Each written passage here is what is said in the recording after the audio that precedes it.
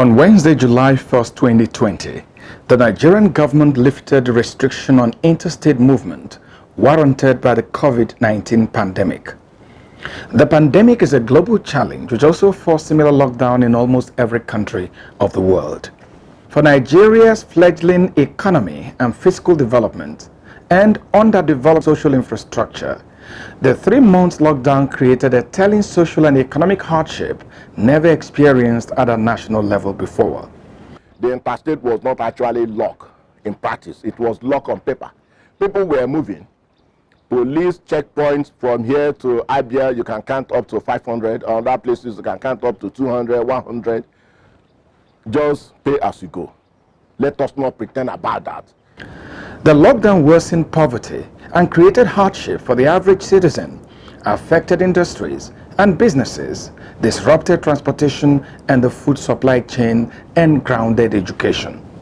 An economy that is not stable, an economy where the security of life and property is not guaranteed, an economy where freedom of movement in terms of enterprise can be hindered by security issue to be locked down.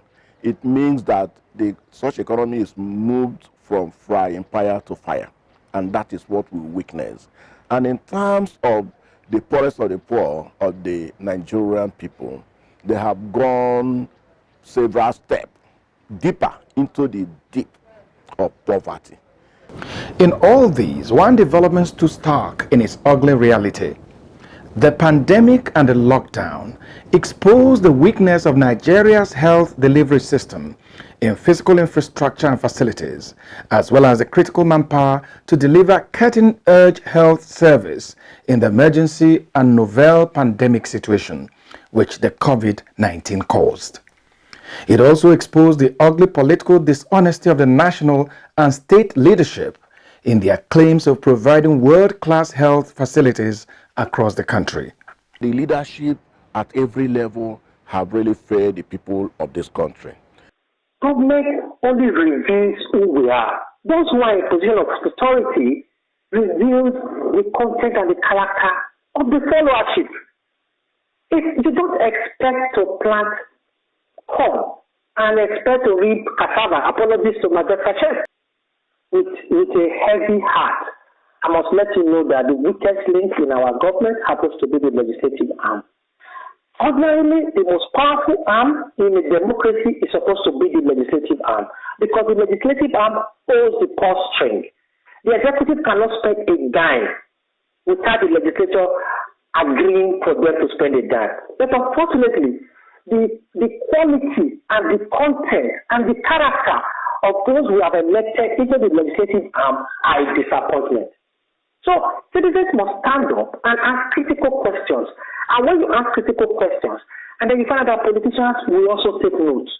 As these negative realities confront Nigeria and the electorate demand answers to them over the shortest possible time, there are steps which must be immediate if the lockdown will not turn into a relief that will cause more deaths in the country.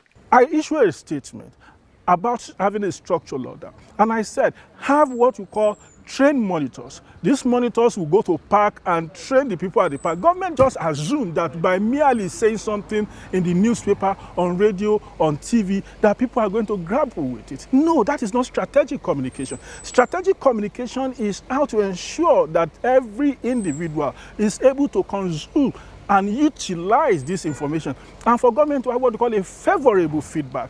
We didn't see all of this. First, in the course of the lockdown, many security issues arose. Movements continued even while the nation was locked down, and illegal arms stockpiling and movement was noticed. Security agencies must not be caught unawares because those who moved the illegal arms have objectives. They must be frustrated from achieving those objectives now that the lockdown has been lifted.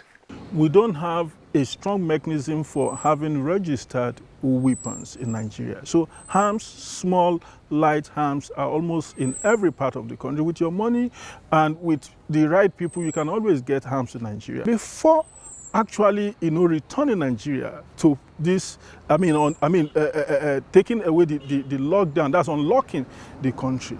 Nigerians never really, did anything significantly to even look at what to assess the security situation of the country before easing the lockdown. It's not a matter of carrying arms. No, carrying arms on the street is okay, but the soft policing is what we're going to catch a lot of criminals, and it's even where criminals are afraid of. You also have to follow the history. Where are the arms coming from? Who is funding these people? It's not just for us to go ahead and say, okay, we've arrested these XYZ people, and we're sending them back to where they're coming from. That is 1910 policing.